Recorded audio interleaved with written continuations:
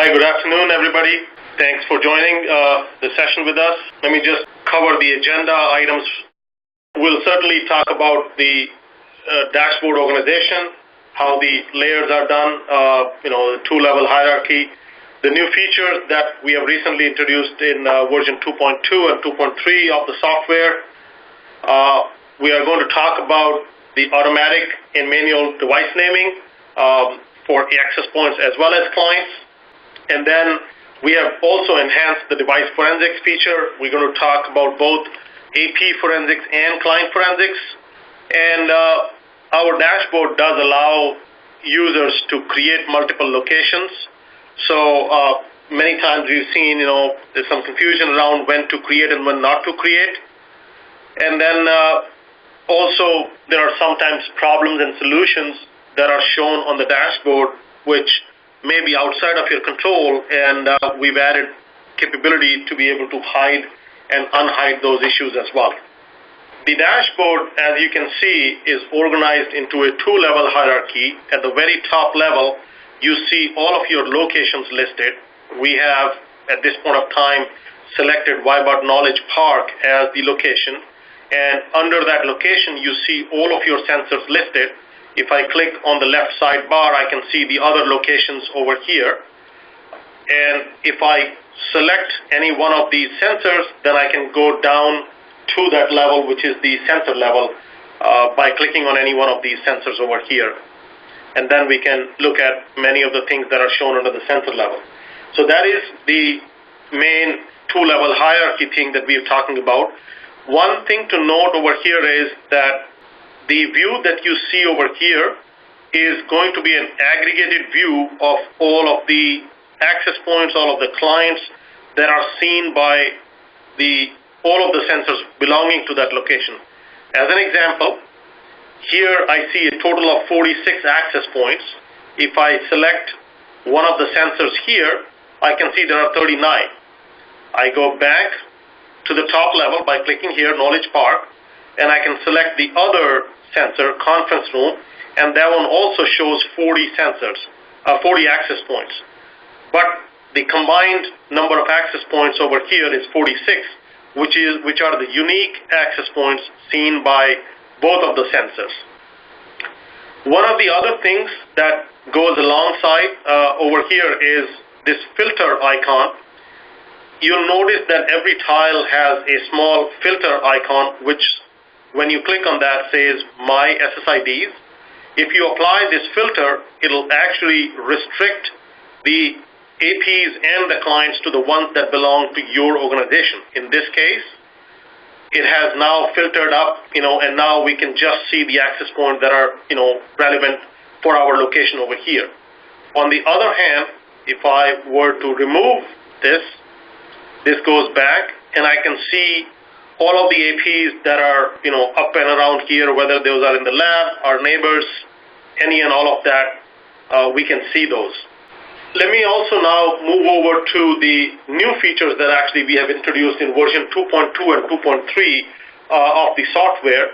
A very easy way to actually look at those features is that we've also added now this tiny bell icon on the top right side. So if I click on this tiny bell icon, I can actually see the release notes, which are actually showing all the features that have been added.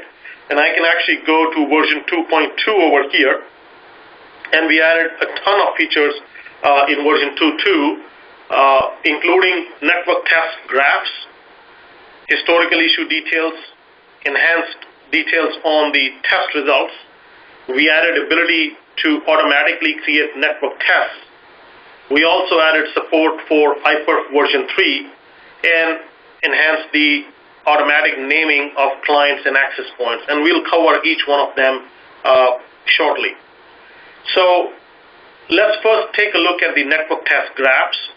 So if I were to go over here at the sensor level, you'll notice that any tests which are set for periodic repetition, those are all shown here as additional tiles, and a very common test that a lot of our customers we see using is this G Suite test. And what you can see over here is that shows you the results of that test, and the failures are shown in red color. So I can actually click on this and then go to this historical view, which of course shows me the day, week, month view of those graphs. And one can then also select any data point here on the graph, and that then brings up the results for that specific point. I can then go down, look here. Along with this, you will also notice we mentioned that we enhanced the details that are available for a specific test. So amongst the enhancements, you'll see that now we are additionally reporting radius response time. This was a new addition. If you are using a radius server that is WPA2 Enterprise, then the response time from that is reported. The DHCP server's response time is also new, and we have added additional details about all of the DNS servers returned. The DHCP details, all of that are shown over here as well. And then, as part of the network test graphs, you'll also see that you can additionally choose what type of graph you want to look at. So the first graph you will normally see for any test type is about the type of that test. So in this case, it's an application test, and therefore the graph is showing response times. I can choose over here DHCP details, and now I can look at the DHCP details for past day, week, or month for that matter. I can also then go down to DNS, and that shows similar stuff, but this time for DNS resolution for each of these websites. Now, this may look a little bit cluttered. I can actually unclutter that a little bit. I can select some of these, and I can say, okay, in this case, for example, I just want to look at Google Mail, and now I have removed the others by clicking on the things, the legend at the bottom here. And one can similarly then go to the radius time, which is shown as the EAP time over here, and similar things you can do with that as well. Another common feature of all graphs throughout the user interface is this ability to drag and zoom. So I can hold my mouse and then drag towards the left or the right, and then zoom into an area as well. By clicking on Reset Zoom, you can go back to where it was. Additionally, one can also export this data. If you want to create historical reports for yourself or keep data, you can, typically most people would go to like a month view and then export that kind of data as graph, so something to save for long-term reporting. A lot of the information in the graphs we want to have in there for historical purposes. One of the future projects that we'll be working on is doing kind of trending and machine learning on the information to really get a better sense of, what is a good response time for the Radius server on your network. And eventually we'll be able to, through machine learning, be able to do things like, predictive, is response time getting slower over time? Is it better at certain times of the day, and things like that? As we added graphs for network tests, one of the requests that we have received from multiple of our customers, yourself, was the ability to be able to go back in time for the problems and solutions as well. So we have added that as an ability now. First of all, of course, you can export the real-time list that is being shown over here. In addition, you can also click on Show Historical Data, which is this blue button on the top right side. And by clicking on that, it pops out a window, which you can then go back again, day, week, month view.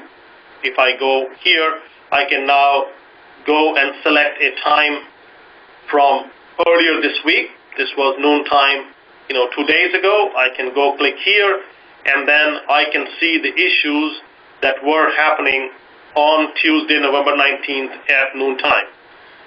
And again, the drag and zoom, all of that capability remains the same. You do have the ability to export this data as well, and you can also export graphically the same thing as well.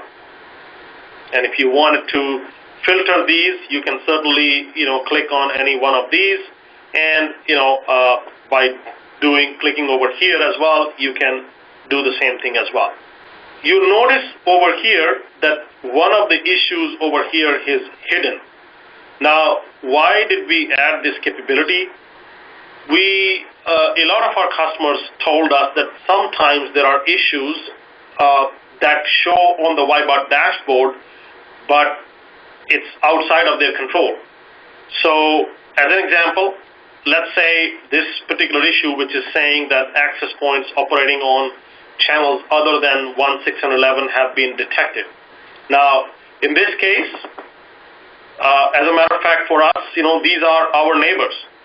We really don't have much control over what they can or they will or will not do. So I could say, as much as it is affecting my Wi-Fi environment, but I really have no control, I don't want to see this issue. So you can actually click on this hide button, and now it says issue detail is hidden successfully. I can close this, and now I see that the count has actually changed. It says 2 issues have been hidden. If I click the text hidden over here, I can actually see the issues that have been hidden. Now, if I ever want to bring them back to the main dashboard, there are 2 ways to do so. I can go back in here and click the unhide, which will bring it back. Or if I actually don't remember which ones have I hidden or not, you can actually also go to this advanced menu on the left-hand side and click this tab called as unhide issues, and I can over here say unhide all, and that will basically, for that particular location, this is important, unhide all the issues. Now, many of the settings throughout the user interface, you'll notice that those apply on a per location basis. So the my SSIDs, the network tests, this unhide issues, all of these apply on a per location. So whatever location you have selected, you are then unhiding the issues for that location. So I can now go back to my Wyebot Knowledge Park location, and I can click on this sensor, and I see that the hidden issues have all gone away. We also talked about this filter icon, and as you can see, the filter icon available over here for many of the tiles. Many times people want to see only your clients, so if I apply the same thing to my clients, I can see these are devices that are connected to the Wyebot Guest and Wyebot TLS SSIDs, and if I close this, go back in here and uncheck, then I can see clients that are connected to neighboring access points, which are our neighbors. This is not companies in the same building as ours.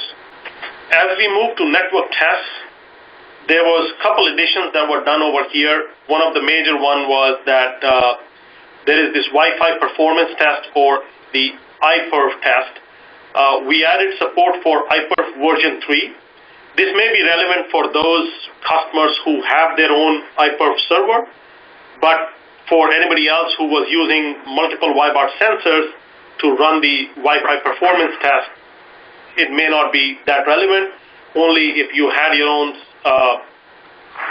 locally hosted iPerf server, then this support was very recently added as well.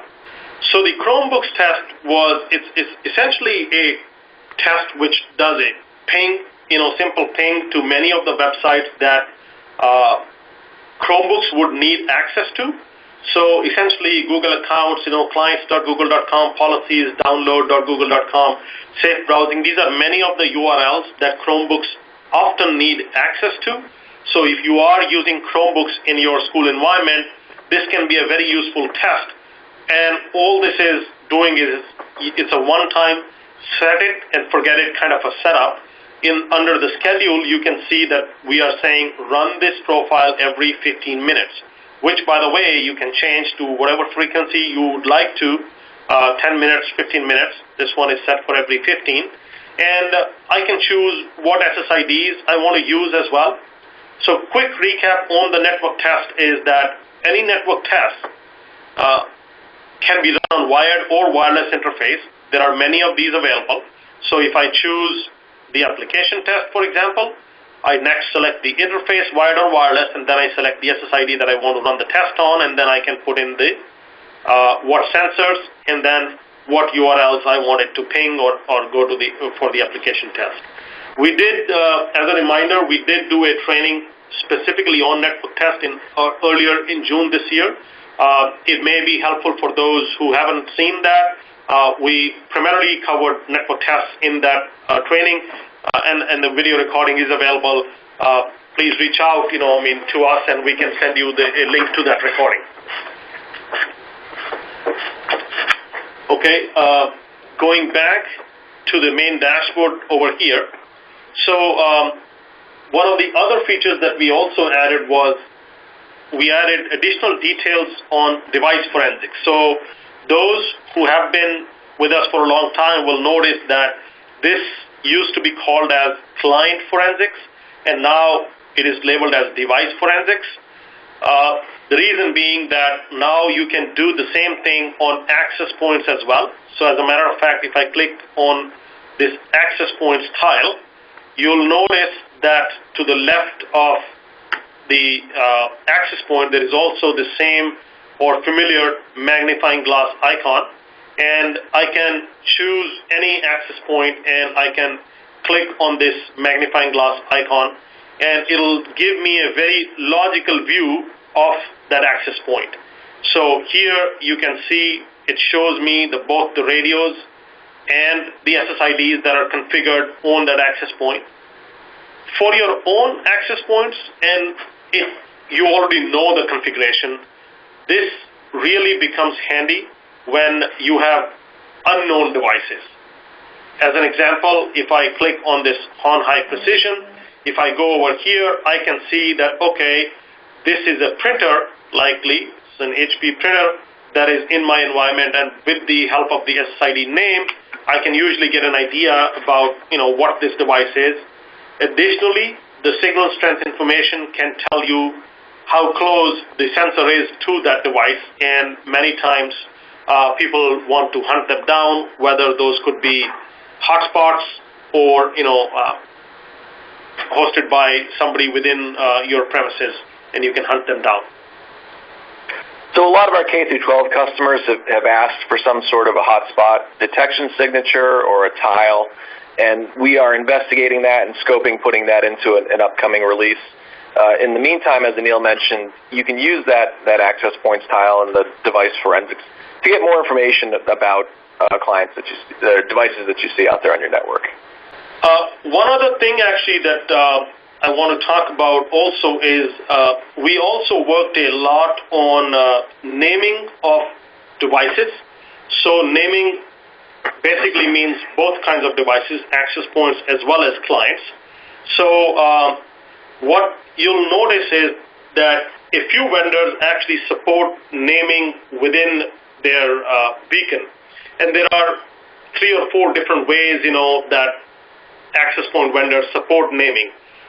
Namely, Aerohive supports naming their access point within the beacon. Cisco supports that as well.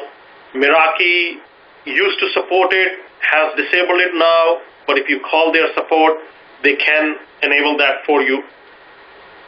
We have added also support for Ubiquiti as well. So we've added a ton of support, in terms of automatic naming. As you can see over here, this one is a Cisco access point, and this name has been detected or derived automatically from the beacon. And this is how you can actually tell it. So if I click here, you can see that under the name, it actually tells me that the name was actually derived from the beacon. For many of our customers, if you haven't enabled AP naming, if your vendor supports it, and the vendors that we are aware that support it are Cisco, Meraki, you may have to call customer support. Aerohive does support it. Aruba also supports it. So Ubiquiti does not support AP naming directly inside of the beacon, but those vendors do. If your vendor is listed in that list, you may want to go enable that setting inside your wireless LAN controller. And if you don't know that, how to do that, do reach out to us. We can, guide you through that one as well. Yeah, let me just add in there, anytime anyone has questions, support@wyebot.com, and we're happy to get back to you. As Anil mentioned, so Cisco is the only WLAN vendor that advertises its name by default. Aerohive and Aruba, both of those vendors, you need to enable it. We have done a number of what we think are pretty clever tricks to figure out names. And a lot of that has to do with correlating the LAN port MAC address of a device to one of the wireless SSIDs that it's using. And so for that reason, we encourage people to install the Wyebot sensor on a VLAN trunk port, something that has access to the management VLAN of your APs, but also the client VLANs. And that's for deriving client names, which we'll talk about here in just a minute.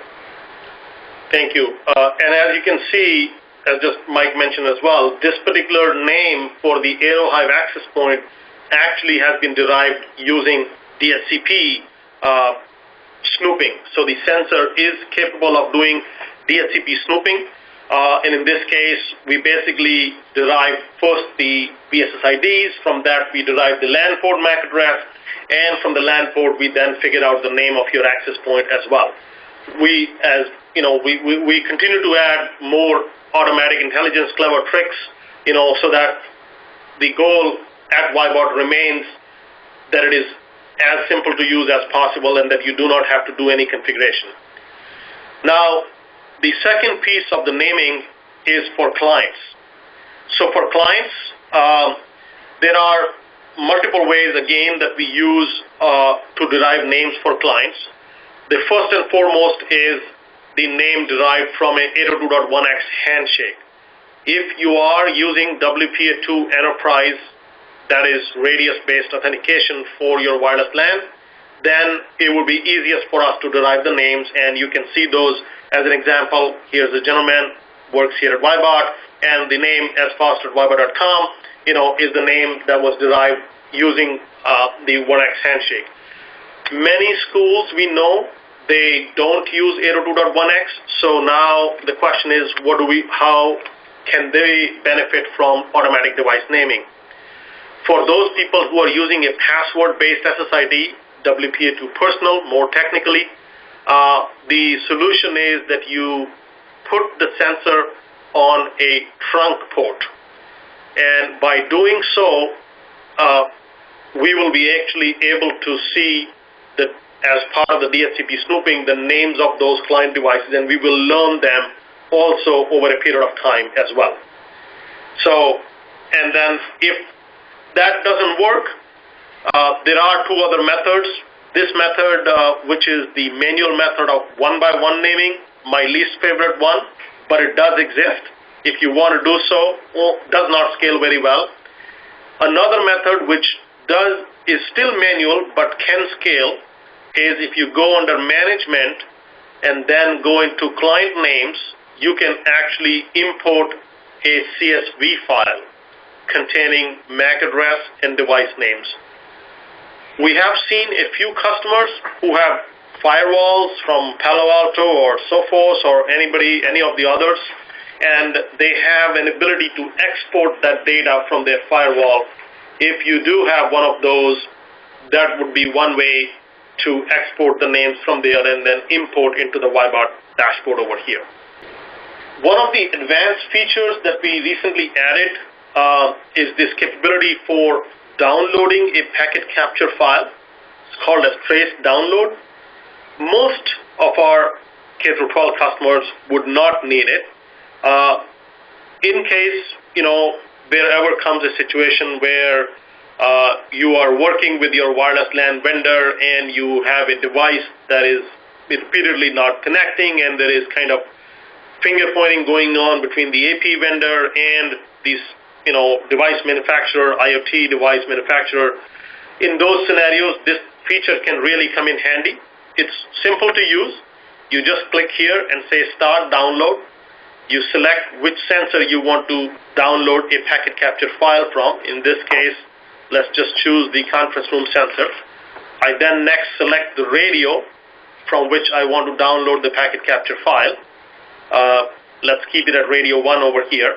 And then you'll notice that you can actually go back in time and up to 24 hours.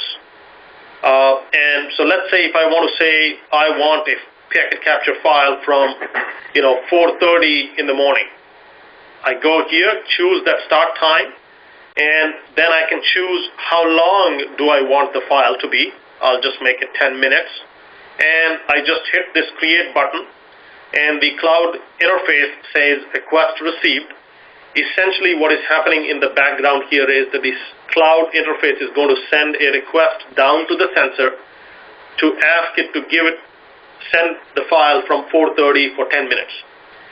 The sensor has the ability to buffer all of that data, on its local storage, and then send it on demand. Of course, sending all of the data without nobody ever needing to use it has no usefulness over there, and also it would choke the internet pipe as well. And that is the reason we don't. It takes like a few seconds. As you can see, it is now available. I can just click on download, and I can then open this packet capture file inside of Wireshark over here. And you can see that this is a wireless packet capture with full 802.11 headers, as you can see over here as well. Not that we expect most people to do this, but this is an advanced capability that is certainly available for our users. On our dashboard, certainly you have the ability to add more locations. One of the many common things we see people doing is that they'll have a sensor at elementary school, middle school, high school. They'll go create locations as logical ones, which yes, you can do, but really speaking, we would suggest that you only create locations when there is a different kind of network that is set up over there. If those locations are in a secluded kind of an area, meaning you don't have those are separate private campuses, then in most cases it's best to not put them into separate locations.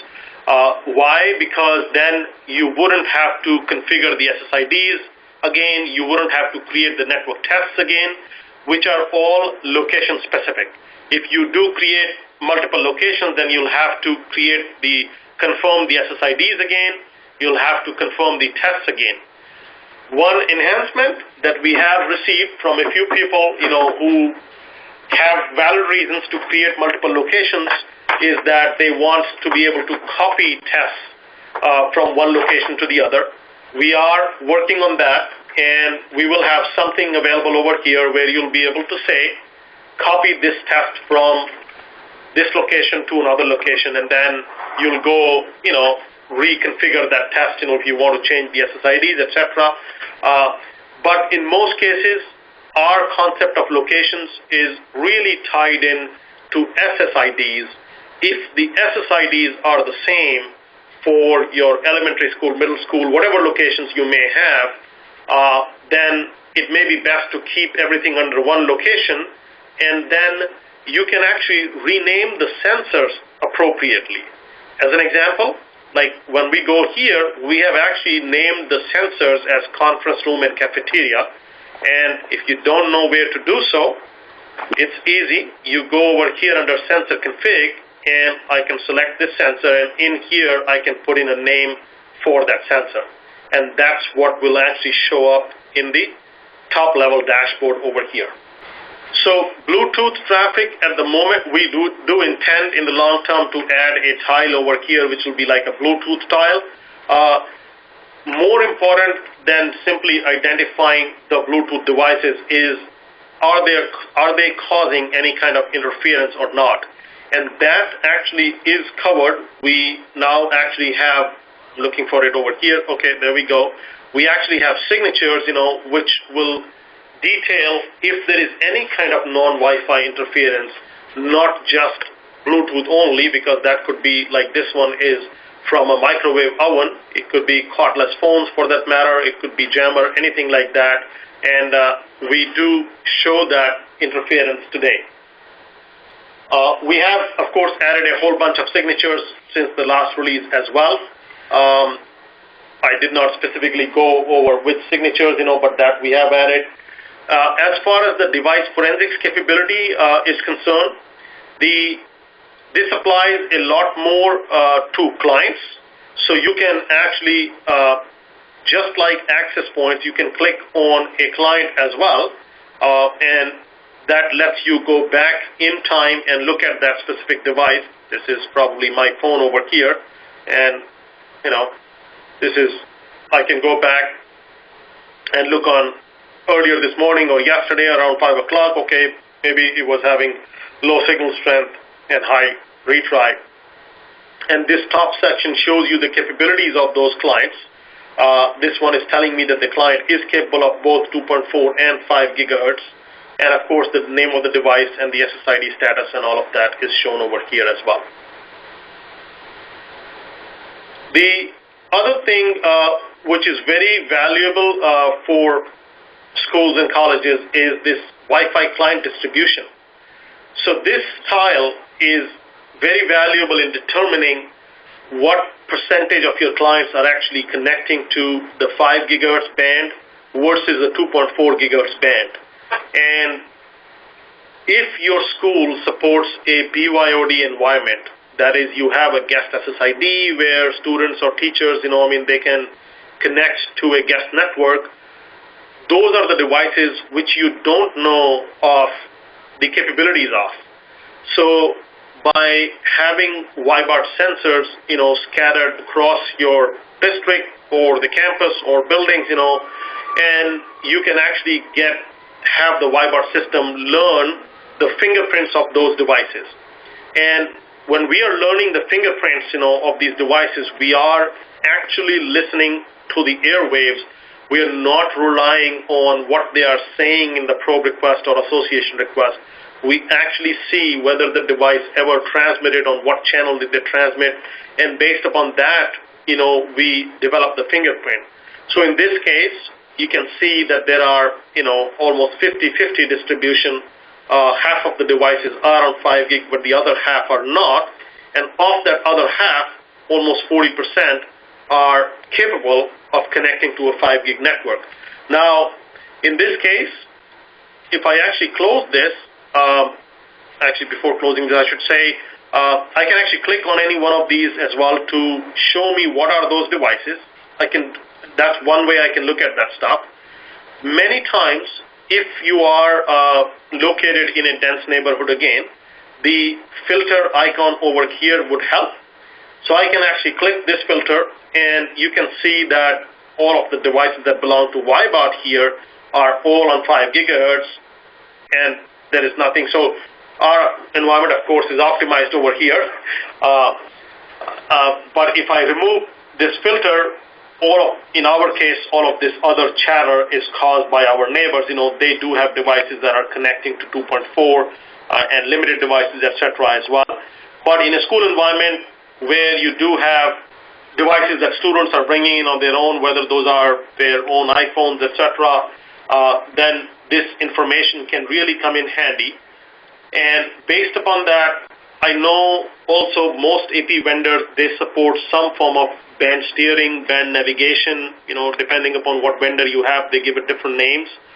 But if you want to move towards a 5 gig only network, for example, you can do that once you know what is how does your client population look like.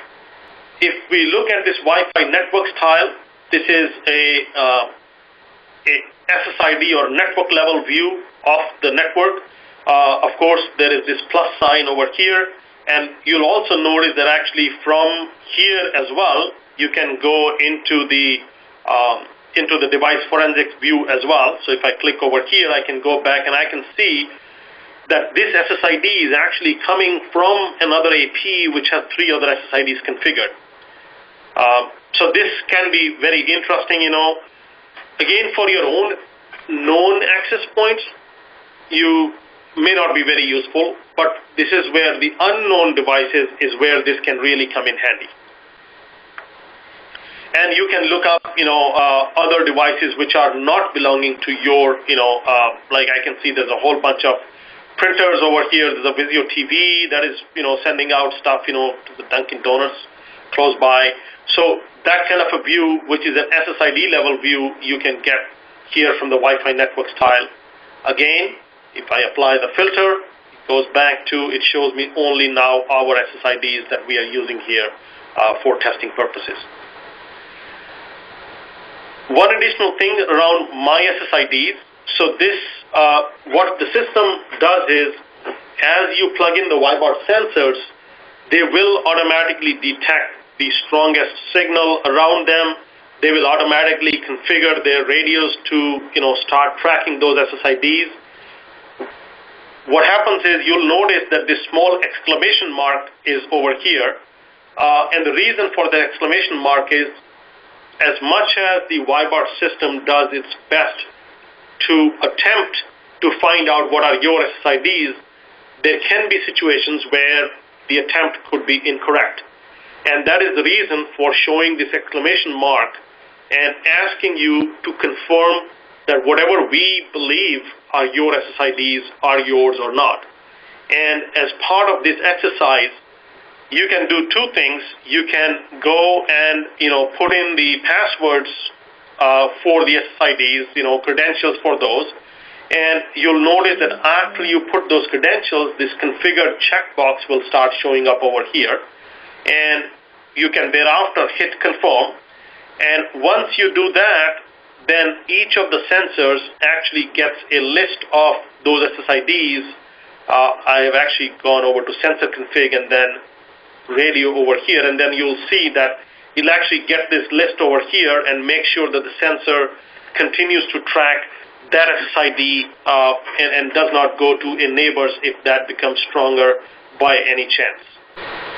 The one thing that we did not go into was this airtime utilization. So airtime utilization is another interesting thing, wherein essentially we are showing you the breakdown of the airtime being utilized. This section underneath over here will show you the top 10 clients, which are by airtime, not by kilobytes and megabytes of data transferred. And clicking on this show historical data over here will actually show you a breakdown of interference traffic versus data versus management. We are in the process of enhancing this further, whereby we will actually be able to show you also the clients that were the top 10 talkers in past historical time as well. We do have that list, and now in a future release, we will be supporting or showing that to you as well. One of the things that I probably want to talk about here is on the network test piece. There was this, when we added tests for this iPerf, the reason for actually that whole thing was because iPerf really allows you to test local Wi-Fi speed. And the reason, and actually it may make sense, hang on one second, I'll show a small slide deck over here. So we recently, added support for iPerf version 3, but the reason for that was so that we can actually allow, there are many people who want to actually measure local speed, within your own network versus speed from the internet. So I want to spend a brief moment, going through this small presentation about speed test versus iPerf. And as the title over here says, with Wyebot, you can actually run iPerf very, very easily. Before we show you how you can run that, I want to show how actually speed test works. It's really simple in the sense that speed test is essentially running between two devices. There is your laptop, your MacBook, or whatever, tablet, phone, etc. that is essentially communicating with some server that is on the internet that is hosted by speedtest.net. And the two devices, you upload tons of data to that, then you receive tons of data from that, and essentially you report the results from that measurement. That's how speed test works at a very high level. Now, if I were to break this down a little bit, essentially what is happening over here is add a couple more realistic components that are making or adding to this equation. So you can see that essentially what is happening is the laptop or tablet, connects to the access point, which then goes to the firewall, number one, then goes number two through your internet gateway, which then goes through your internet service provider, and then you reach the speed test server, which is hosted on the internet. So as you can see, there are a number of these variable factors, these firewall, the gateway, the internet service provider, and the external speed test server, right? These are all factors that can slow down your internet speed. So what if, you did not want those things to affect the measurement, the speed measurement? So how can we eliminate those variable factors and just measure the Wi-Fi speed? And the answer is you use iPerf for that. So iPerf, how does that work? Works very, very similarly. You can see those are same two elements. There is this your laptop or phone, and then there is a server. The difference is that this time the server is hosted within your campus. That is the main difference. And it is connected to the access point over a wired Ethernet connection. So by doing so, you have essentially eliminated the firewall, the gateway, the ISP, and all of that. And if you can somehow set this up, then you can truly measure this speed. Why? Because wired is most of the time, working great. No issues over there, and also you can truly get. Now, how can Wyebot help over here? With Wyebot, actually, what you can do is those two components both simply get replaced with the sensors. One of the sensors acts like a Wi-Fi client, connects to your AP, and goes over the wire to the other Wyebot sensor. Now the results that you will get are the numbers that are from your campus, and now you've eliminated all of those additional external elements, from the equation altogether. So that can be very, very interesting, for those who want to just simply measure, Wi-Fi speed within your own campus. In our next release, actually, we are adding support for ETLS, which is, if any of you are actually using certificates, for authentication purposes, then, we will be adding support for, or we have actually added support for ETLS as well in the next release. For those who, ever want to add additional users, you can very easily go to the management tab over here, add users yourself, simply click on add.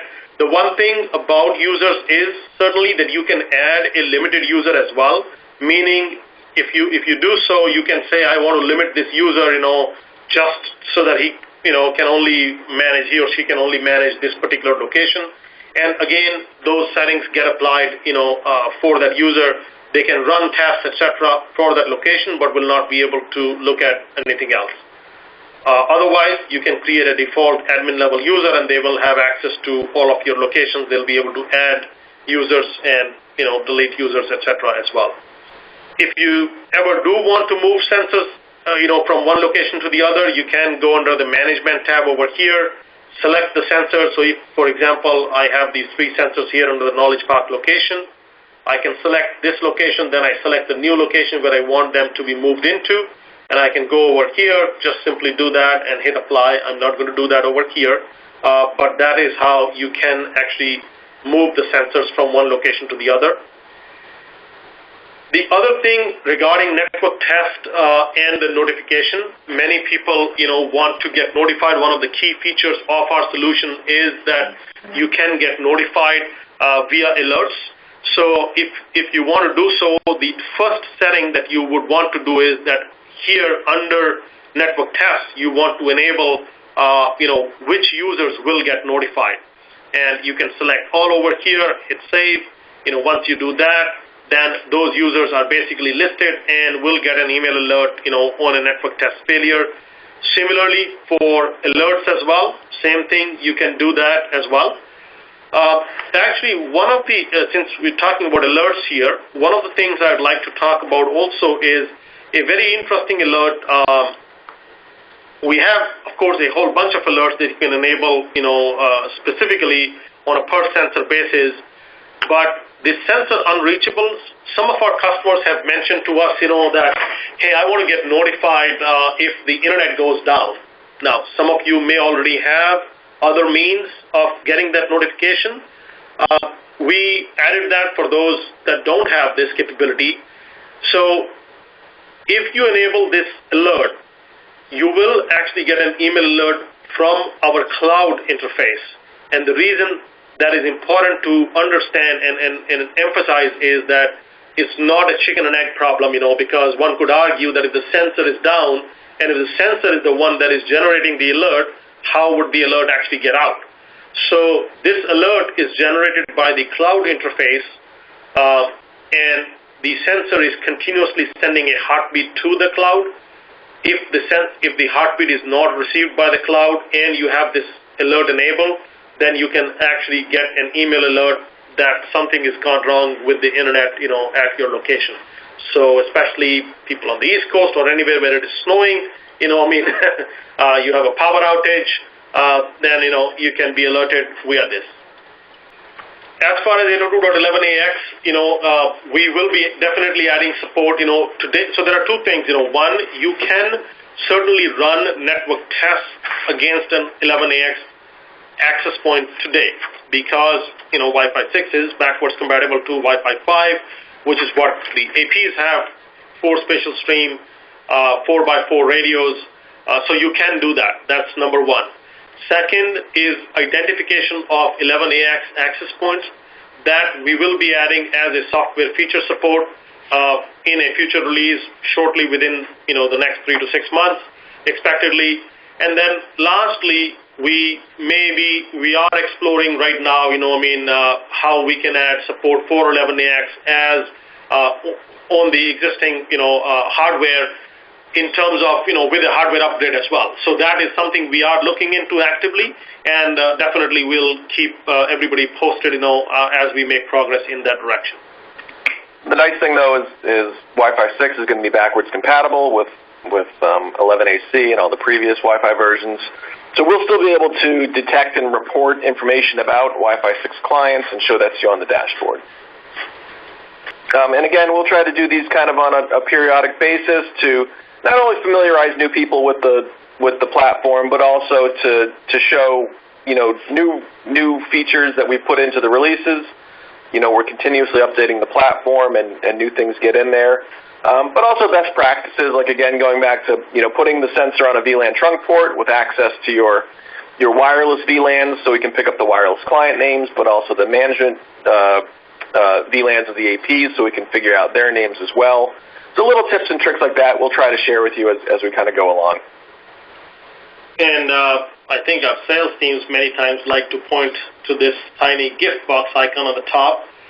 If you do come up with additional questions, wish list items, something that you would like to get added to the interface, we are very, very receptive, to what our customers tell us. I would, proudly say that more than half the features, we've added after a lot of, our customers have asked for. So thank you. Keep those coming. We will be putting in some clone location, clone tests. We understand that that's important for everyone. We're going to try to make the whole process of creating new tests for specific, whether it's schools or medical industries or different verticals, we're going to have a way of easily creating groups of tests that you're interested in. So stay tuned for that and hopefully our next release. And another one related to another feature request that came from a bunch of our customers, probably you, many of you here, was something to say, not my SSIDs. So we are, exploring that as well, because sometimes people want to see what are the ones that are not mine, and we are, exploring that, whether we add that to a rogue AP tile over here. So there will be some focus, moving forward onto the security side of things in terms of rogue access points, rogue devices, and we'll solicit feedback, from many of you as we continue to develop that, as what is the best way, easiest way to continue to show that. Of course, simplicity remains at the heart of our solution, and we want to maintain that. Okay, everyone. Thanks a lot for joining, and stay tuned for future meetings and trainings.